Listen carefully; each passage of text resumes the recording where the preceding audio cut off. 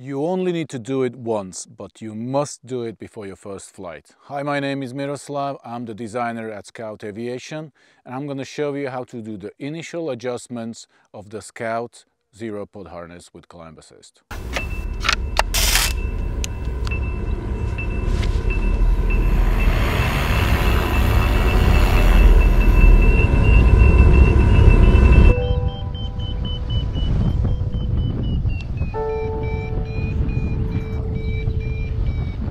There is a good chance that straight out of the box the Scout Zero Pod harness will fit just right. But before your first flight you need to make sure, eventually fine-tune it to perfection to fit your body size.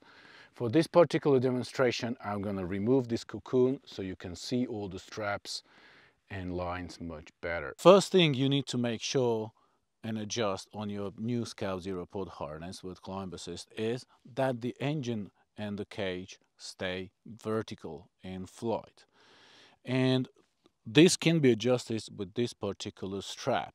What this strap does is, if I shorten the strap, it's going to pull the carabiners a little bit more backwards, and this will tilt me forward.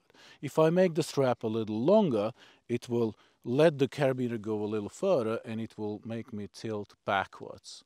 So you can adjust this strap to your liking to have this vertical. Now I strongly recommend to make a line on that particular strap, ideally with a white marker, for your position. So next time when you're going to disassemble it, assemble it, you know where the correct position is, and then you don't need to do this hang test again. Now the next step is to adjust the position of the feet. Now what you're aiming for is to have the line from the bottom of the foam protector to my heels horizontal. This will make the whole fuselage point downwards a little bit in the non-powered flight, because this is actually where your glide ratio is pointing to. When you fly powered, it will automatically lift your feet a little bit higher, again keeping the fuselage nice and horizontal. Now let's go back how to adjust the position of your feet. This is to be done with these two lines, this one and this one. So basically, in order to lift my feet up, I'll just need to shorten this line, and then accordingly you adjust the position of your heels. You need to release the tension to adjust this line, so move this loop, then slide the line in the ring and pull on the other side.